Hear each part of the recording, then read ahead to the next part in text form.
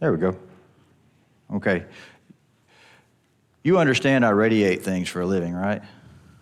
Ronnie Hayes? Which basically means I destroy them and not fix them. In all seriousness, it's great to be down here tonight. Always look forward to the chance to come and speak. Thankful for the elders, for their faith in me and giving me the opportunity to get up here. Thankful for you and your tolerance for sitting through it.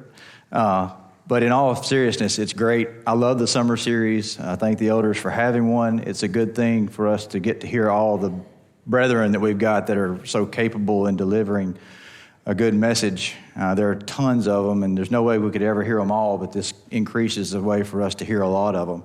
We have really good speakers here. Ronnie and Nathaniel do a fantastic job. You throw Ashley in there, and the lineup kind of resembles that lineup that the Braves had back in the 90s with their pitchers. It's just don't know who you're going to get, and it really doesn't matter. But tonight we're going to talk about a couple of issues that are pretty prevalent in our society, and they're very damaging in our society. Interesting topic. I mean, the first thing that went through my head when Ronnie asked me to speak on this was, what'd I ever do to you? Because it's a tough topic. I mean, if you sit and you think about these two topics, abortion and euthanasia in our society, I would love for you to go back and name a political election, be it president, Supreme Court judge, Senate, House of Reps, governor, that didn't involve someone's stance on abortion. Y'all have to excuse me. I have my Garth Brooks mic and a clicker and PowerPoint. I've got all kind of new toys up here tonight, so just bear with me. Both abortion and euthanasia have been around since the early ages.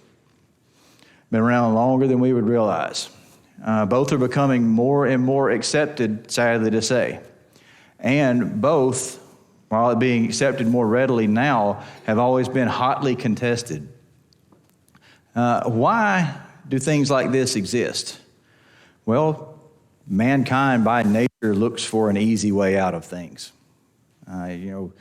We get in trouble, we want the easiest, the least painful, the quickest way out of it. Right, wrong, or indifferent. And all of us have that quality to a certain extent.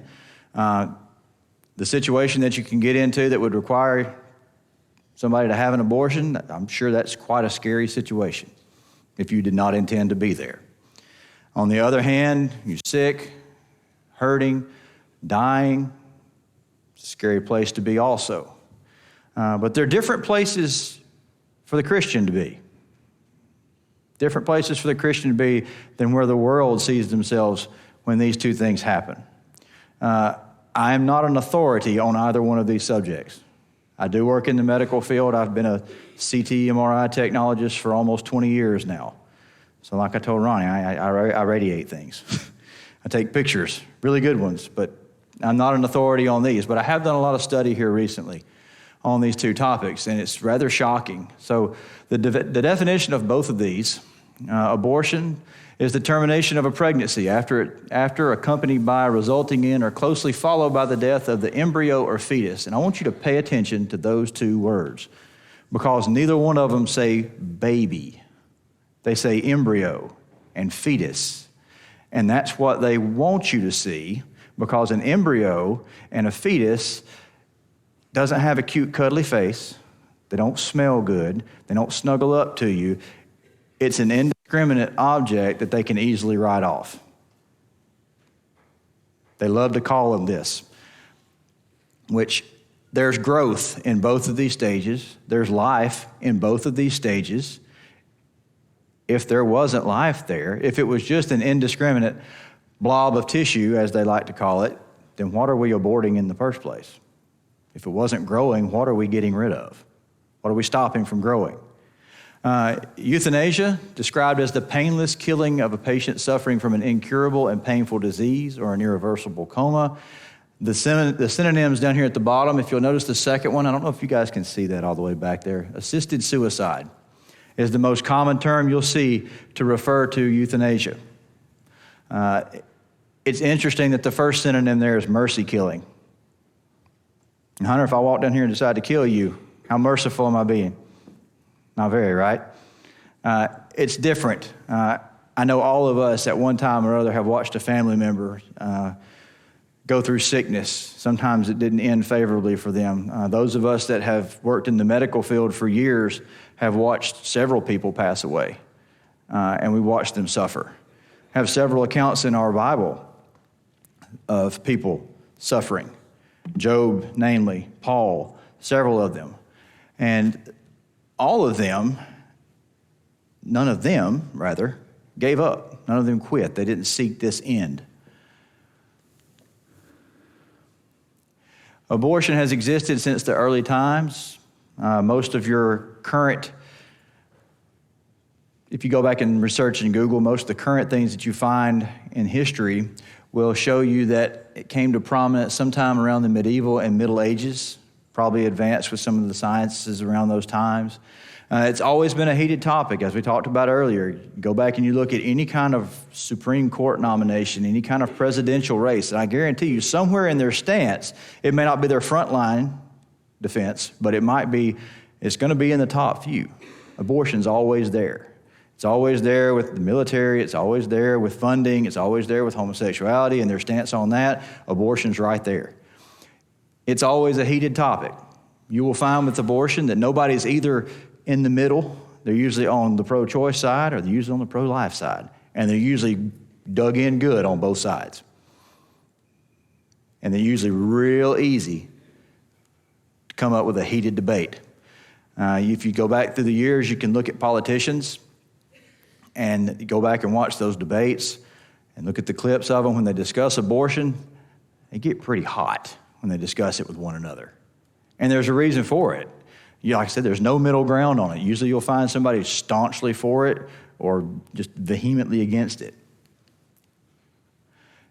And some of you younger folks may not recognize this picture. A lot of you that are older than me probably will, unless you've been studying your history really good. This happened right down the road from you. This is an abortion clinic that was in Birmingham, Alabama. It was bombed by Mr. Eric Rudolph. This is the kind of temper that you can see arise from discussions and feelings on abortion.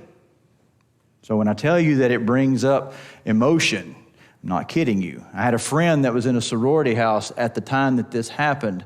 This is on the backside of UAB. And it literally broke the windows in their sorority house. The blast was so large. So when I tell you that this is an emotional topic, it is. So there are 5 different kinds of abortion. Now, a lot of times when people hear the word abortion, they think, well, that's a dirty word. It's a bad word. Well, when you're talking about this right here, the natural, the way the body miscarries a baby, not a dirty word. That is a natural abortion. That's a natural process. That is the body terminating something that's not working the way that it should. When you get into chemical abortion, this is a very muddy water. Right now, currently, this is the only drug that is recognized across the board as true chemical abortion. These bottom 2, the ones that are right under this Plan B and Ella, they aren't currently considered abortion drugs. Now, we could have an entire Sunday discussion on the way that these drugs work and what they do. And we just don't have time to do that tonight. But anything that messes with the embryo, the fetus, the baby, after fertilization has taken place, anything that ceases that growth, you've stopped the natural process after things have changed from their singular state, it could be called abortion. Vacuum aspiration happens in the first trimester, dilation and evacuation in the second, and depending on how far along you are past the second, it could be to dilation and extraction. And I told Ronnie when he first asked me to speak on this, I said, I'm gonna shock their shoes off. I'm gonna get pictures. Because one of the things that happens when you have these procedures down here at the bottom, see, aspirate and evacuate and extract, they're taking things out. So when they get done taking things out, they have to inspect them to make sure that they got everything that they intended to get, so they don't leave anything in, which can cause problems for the mother on down the road. I don't know how many of you guys have seen the van or the truck that used to drive up and down 280. He had a huge 4x8 sheet of plywood stood up in the back of his truck, and on either side of that plywood, he had pictures of this stuff. And he had some kind of slogan that went across the top of it. I can't recall what it was, but I do remember seeing that at a red light one day, and I couldn't wait for the light to change so I could get away from it. And I don't support abortion, but it was horrible to sit there and look at that just for the few seconds that we were there together. Some red letter dates that pertain to abortion. In 1973, abortion took the main stage in the U.S. in a court case called Roe versus Wade. A lot of you are going to be familiar with that, and if you're not, because of your age, you'll get it in the history books. Just keep your nose stuck in them. Roe versus Wade is a case that made it legal for all women in all 50 states to have an abortion if they wanted it. We're going to show you the effects of Roe versus Wade in just a minute. But in 1976, medical funds were made available from the government for women of low income who wanted to have an abortion or sought out to have an abortion. That means whether you support abortion or not, they took your tax dollars and doled them out to women who sought to have an abortion, whether you wanted them to or not. So regardless of whether you were trying to do the right thing or supporting the right thing, they were giving your tax money, using your funds to help support this. In 1991, they passed a law saying that doctors were now prevented from not informing women who sought out abortion information about where, what, and how they could have done. So you're a Christian doctor, one of your patients is seeking advice from you, is pregnant, wants to have an abortion. You can't not inform her of where she can have those procedures done and what procedures are her options by law.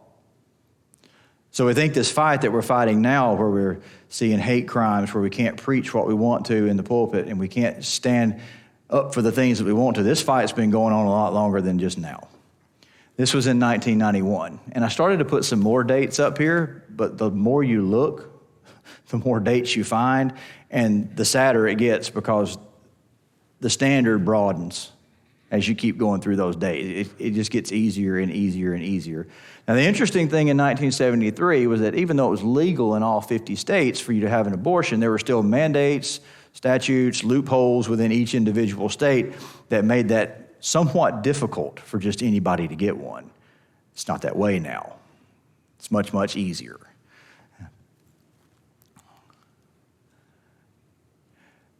Reporting of abortions. I just covered that first point up there at the top. The second one is of interest, though. In the past 25 years, we have seen rates of abortion drop. And that is not because people have quit seeking them out. It's because safe sex practices have gotten better. It's because the fear of STDs has increased. Things like that have contributed. And I'm sure some of it, with the published information that's out there regarding abortion, I'm sure that's affected it on some level. But for the most part, this number dropping has nothing to do with people actually turning away and not getting abortions. It has a lot to do with them not actually needing an abortion, more so. The CDC and the Guttmacher, or Guttmacher, I hope I'm pronouncing that correctly. I haven't met the man, so I can't say for sure. But the CDC reports yearly. But the last one I was able to find on the internet was from 2014. The funny thing about the CDC reports with regards to abortion is you don't have to report to the CDC. They're all voluntary. So the CDC does their gathering of facts much like they do when you have a census done, make phone calls. So if they call California, I know you're all shocked that California is on that list of the ones that don't submit. But if they call California and they say, how many abortions did you do this year? California can say, we don't report that. So we really don't know how many are being done. So the interesting thing with this is, California, New Hampshire, and at least one other state that for some odd reason is hard to find which one that is. I have my thoughts, but have not reported since 1988. The CDC has not made this last state public. But in that last report, and here's what's shocking, this was in 1 year, and keeping in mind that 3 states have not reported in this particular year, there were 639 abortions in 2014 alone. That's not the world. That's not India. That's not China. That's the good old US of A. That's the soil that we walk on, the country that we live in. And granted, this number's down from the year before, if that makes you feel any better at all. That's a big number, folks. That's a huge number. That's a lot of babies that'll never grow up and be what they could have been. The Guttmacher report directly contacts clinics, so their numbers end up being a little bit more inflated than what the CDC has, but they don't compile their results on a yearly basis. They compile reports, and they develop and divulge those reports as they get them.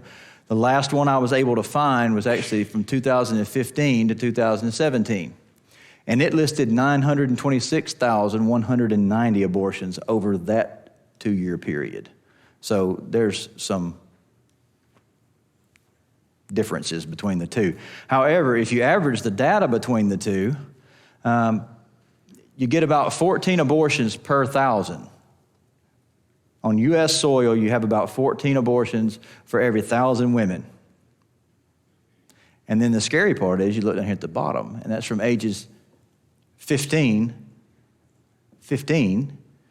to 44. And my baby girl right there is 13. That's 2 years away from that number. That puts my gut right here when I think about that.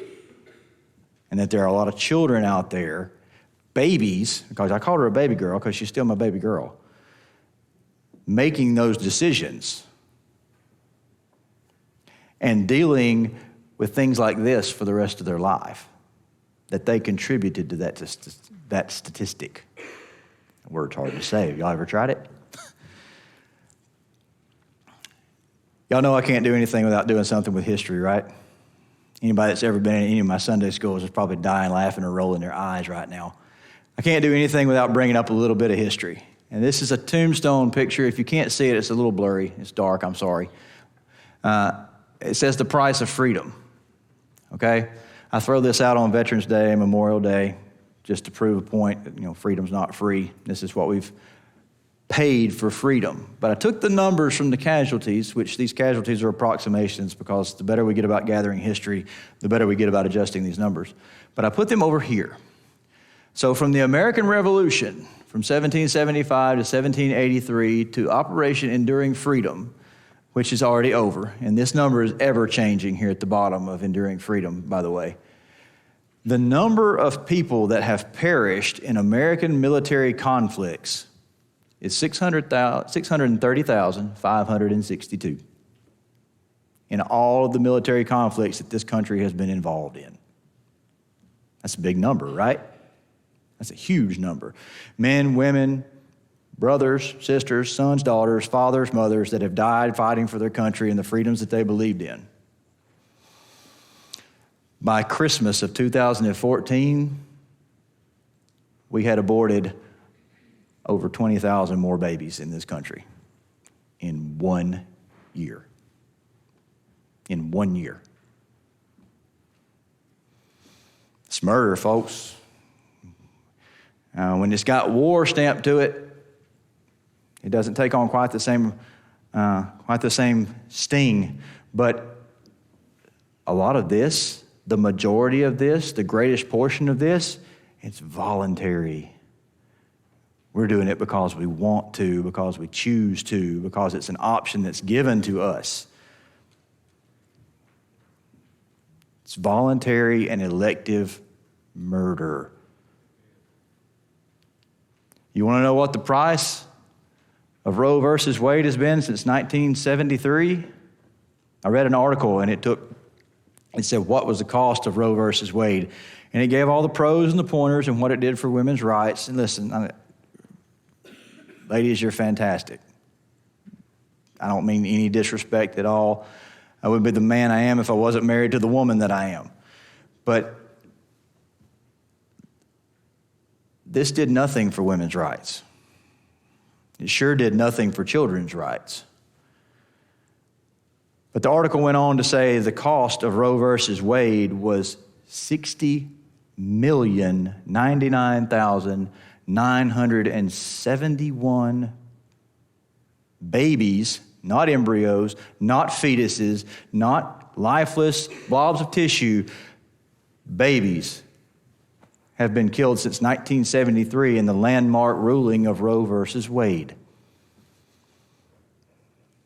Now I ask you, and it's written down here below it, how many of those could have been good mothers, good fathers, productive leaders for our country, our military, teachers in our schools, politicians that might have stood up to do the right thing? How many might have cured disease? Somebody in that number might have cured diabetes, might have cured cancer, might have told my father not to cut grass 8 weeks after bypass surgery. I'm happy he's back there, by the way. Thank y'all for asking about him all this time. I just figured I'd chuck him under the bus real good one time. The most important thing at the bottom of there, how many of that number would have been soul winners for Christ? Now, I know where all that number, I know where they're at. But how much bigger could that number have been had they been soul winners and working out in the fields alongside the rest of us? You know, you've heard all these preachers come in here and speak, and they tell us that if every year, everybody in this auditorium converted just one person, that we would be blowing the walls out on this place. Do the math with half of that number. It might not be 7B. It might be 2 or 3B. You know? That's a big number, folks. That's a big number. And that's not a worldwide number either. Like I said, that doesn't include India, that doesn't include China or Japan or the Soviet Union or any of these other countries that have high populated areas. This is from our country, the good old red, white, and blue. This is a problem. It's an epidemic. We're going to talk about it a little bit, some of the things we can do to fix it. Moving on to euthanasia. From the Latin, it translates to good death, commonly referred to as assisted suicide. I'll quote one of my favorite songwriters, no such thing as good death. This is called a dignified death. Like I said, I'm going to quote one of my songwriters, no one dies with dignity. Dying's not dignified. It's the ending of your life. You might go peacefully, but it's not dignified. It's existed since ancient times, and if you go back and look, good old King Saul practiced a little euthanasia himself. When mortally wounded in battle, he begged his armor bearer to take his life for him because he didn't want one of his enemies to do it for him. His armor bearer refused. So on, just a little bit later, somebody came passing by, and he compelled them to do it. And they obliged. Now, God condemned that, and David actually had that one put to death, the one that killed Saul. So, efforts to legalize euthanasia, they began somewhere around the turn of the 20th century. And now, it's become a regularly accepted practice in several countries. Matter of fact, it's looked upon with a welcome desire. It's actually something that people look for. This next statistic, or not statistic, but this next line down here shocked me. Holland in the Netherlands and Zurich, Sweden have become travel hotspots, oddly enough, travel hotspots for people that want to be assisted in their death. They even have a nice little name for them. They call them death tourists. Y'all can call me beach bum, mountain man. That's what I want you to call me about my vacations. Don't call me a death tourist. That's not what I'm looking for when I go on a trip, okay? Young folks, you may not recognize this name. If you study history, pay attention to history class, you may get to hear it again. Mr. Jack Kevorkian, probably the most famous proponent of euthanasia. Most of us, before we had cable TV, and remember when everybody watched 60 Minutes, because that was just what came on next on that channel. Jack Kevorkian actually was interviewed on there, and while on the show, televised video of him assisting a suicide. He was real smart in doing that because it got him landed into a court case. And he was charged with second-degree murder, and he was sentenced 10 to 25 years in prison. Now, he claimed in his time to have aided at least 130 people in dying. 130 people chose to have his services, basically to hire him as a hitman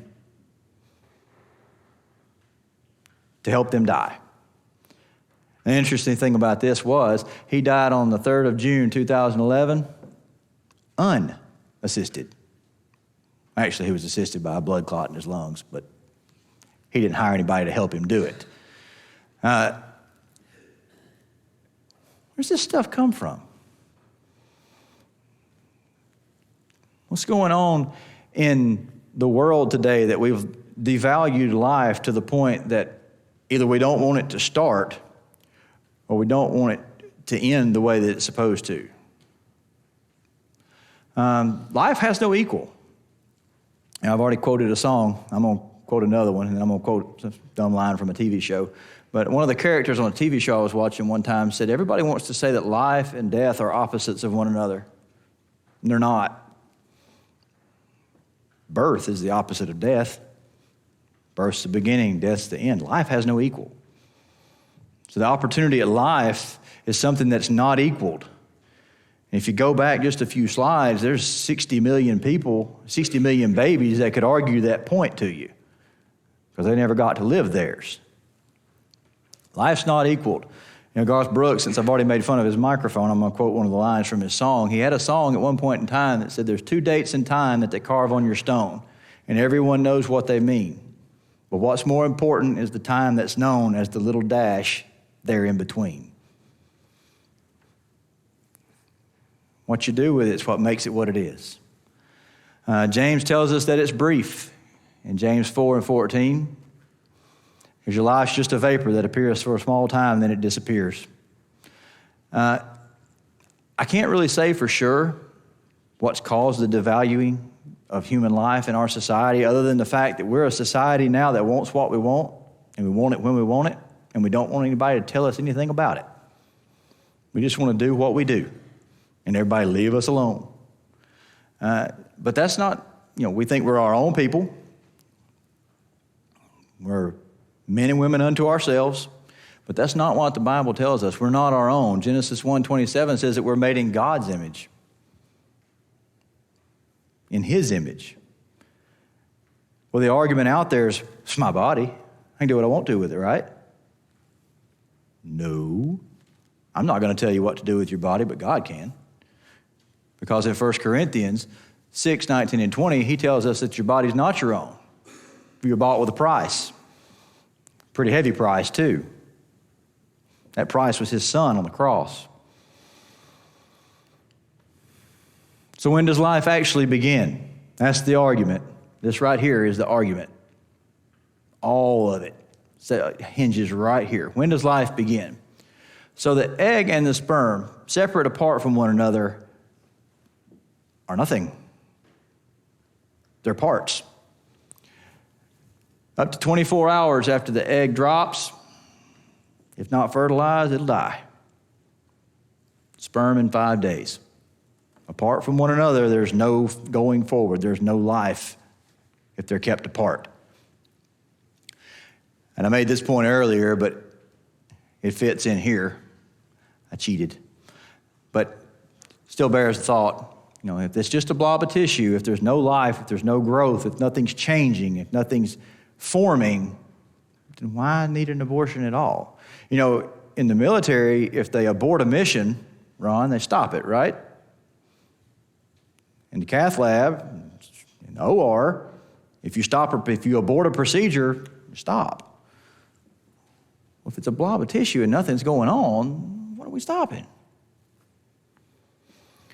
Once fertilization occurs, growth begins and growth starts. Growth changes occur in the embryo, fetus, baby. Begins development, and around the 10th week that's when it's considered a fetus by science. And we're still using these terms here because if we don't call them a baby, it's easier to get rid of. It's easier to put an end to it. The fetal heart rate, or the fetal heart tones at 5 weeks, can be seen as a flutter if you order the proper ultrasound and things are laying just exactly where they need to be. Well, I'm sorry, y'all. Forgot to turn that off.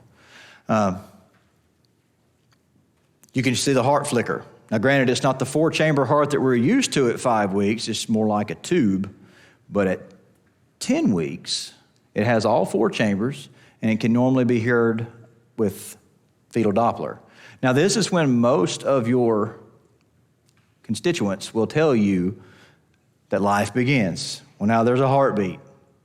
Well, that heartbeat had to get there somehow or other. It didn't just miraculously appear. It didn't grow out of thin air.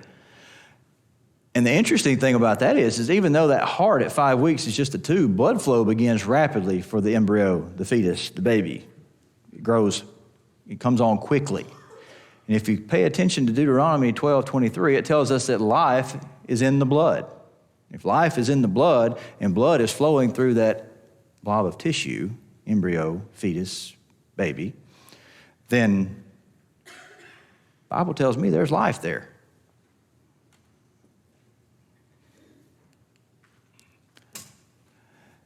Interestingly enough, the Bible in itself makes no distinction between the stages of the baby, whether inside the mother, at conception, or outside. They all fall under this term. It's brephos, or brephus. I can't call it brephus because it makes me think of what the kids called breakfast when they were little, so I can't do that. So I have to say brephos.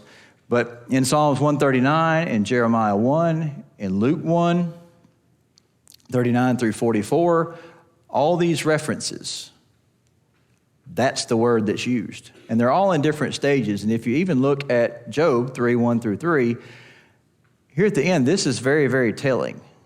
A male child is conceived. And not only do we not call it a baby in the Bible here, we're calling it a child. But it still uses that term. So the word makes no distinction among the stages of growth in the child from conception, which we see right here, all the way up to the child's outside the mother.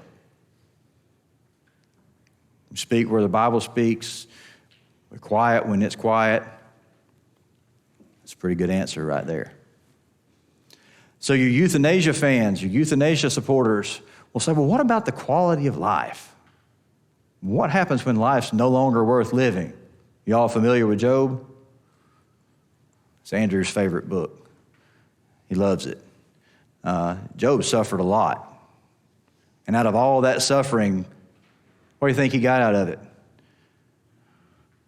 He lost a lot, but imagine how much closer he was to his God after the end of it. You know, we're told that temptations and tough trials bring us closer to our Lord, and the Christian has that privilege because we know that that's there for us. Quality of life means something completely different to us as Christians because we don't seek things that are here. Luke 19:10 says the Son of Man came to seek and save the lost. That's why we're here, to seek and save that which is lost. That dictates our quality of life, whether or not we're doing what we're supposed to be doing. We're to keep his commandments if we love him, John 14:15. We're supposed to be living our lives for Christ. Quality is not dependent upon the truck you drive, the boat you own, how much nice fishing tackle you have, how much hunting gear you've got, how prestigious your career is, how many new Beyblades you just ordered. It's not about possessions. It's about getting out there and living for the Lord and doing what you're supposed to do. I need to get, sorry. We're to seek first the kingdom of God, Matthew 6:33. Quality of life falls under a completely different criteria for us, folks. Both of these instances, abortion, euthanasia, both voluntary, both shed innocent blood. Proverbs 6, the Lord hates hands that shed innocent blood. Deuteronomy 27, whoever takes a bribe to kill an innocent person is cursed. Exodus 20:13, with his own finger into stone wrote, "Thou shalt not kill," did God. Matthew 19, do not murder. Matthew 27:4, after realizing what he had done, Judas himself proclaimed, "I have sinned because I've shed innocent blood." And the response to him was, "You handle that." That's what they told him when he tried to give the money back. "You see to that. Not our problem." Innocent blood shedding applies to both of these. They're voluntary, they're elective, but in no point in time have either one of these been condemned. We're not talking about the gas chamber. We're not talking about lethal injection. We're talking about people that make this decision on a voluntary basis to end their lives, and they pay somebody to do it, or they pay somebody to end the life of their child. We don't live unto ourselves and we don't die unto ourselves. What we do affects others, Romans 4:7, or 14:7. And the last slide, I put this up here for my medical folks. This world needs a cardiovert. That's what we do when people's hearts aren't beating like they're supposed to. We shock them. The world needs shocked by us. If the heart's in the right place, we wouldn't be worried about electing the proper officials to stamp out these things. We wouldn't be bombing abortion clinics, and we wouldn't be putting videos of suicides on TV to try to sway opinion one way or another. Matthew 6:33, we already covered. We're to seek the kingdom first. Hebrews 12:1, we're to fix our eyes upon Christ. Matthew 22:37, we love the Lord with all our heart. Colossians 3:1-2, we're to seek those things that are above. And we wouldn't be worried about things that are ending our life here, or the problems that we run into here. Because when we run into this situation and this situation, the first place we turn is to God. First place we go is to our knees to pray instead of looking for the world to bail us out of it. I'm not saying that we don't need doctors and we don't need medicine, because we do. That's not my point. My point is that we need to seek the Lord as the primary doctor. How do we keep our hearts where they're supposed to be? If I press the right button, it would go the right way. You figure for an x-ray tech I could get that done, wouldn't you, Randall? 1 Thessalonians 5:17, we need to pray a lot. I myself probably don't use that weapon near as much as I should. But I have got the most updated smartphone in the world to contact my Lord, and all I've got to do is hit my knees and talk to him. Our voices should not be a strange sound to him. 2 Timothy 2:15, we need to study. I tell my Sunday school class all the time, they ask me why I don't bring a Bible. Well, I do. I've got 4 Bible apps on here and a couple of other websites that I use. But you know, if I never open the app, if I never use the Bible, if I never put my nose in it, it won't work. 1 John 1:5-7. We got to study, we got to pray, we got to walk like Christ walked. We got to do things the way he did them so we can have fellowship with him. And that brings us to the end of our lesson. Now, both of these things, they're both murder. They're both wrong. They're both taking an innocent life. And I don't believe that blowing up clinics, I don't believe that marches, that heated debates where people scream at each other, that shock and awe pictures that I was guilty of wanting to use are the way to get people not to do these things. The way that we get people not to do these things is we preach them the cross. We tell them what the Lord's done for them and how much he loves them, and we give them the option to turn to him instead of turning to these two things when they don't need to. You know, we've not done a lot of talking about what to do if you're not a Christian tonight, but we can preach to you and teach with you, and hopefully from that we can foster some belief in you after you've heard that message. After you've heard it, hope you believe in it. Hope that belief causes repentance in you. And that after you've returned or you've turned from where you were, that you confess the wonderful name of Christ and you're baptized for the washing away of your sins. If you've done that and you've not put things where they need to be, you've messed up. We're human. We do that. But we've got somewhere to make it right. We've got a really good physician that doesn't need drugs, that doesn't need an easy way out, because he's going to fix it all anyway, in the end. Does it make it easy? If it was easy, everybody'd be doing it. But there are promises there that are available to you if you're one of his. If you're not one of his, you can do something about that, and you can do something about that right now as we stand and sing.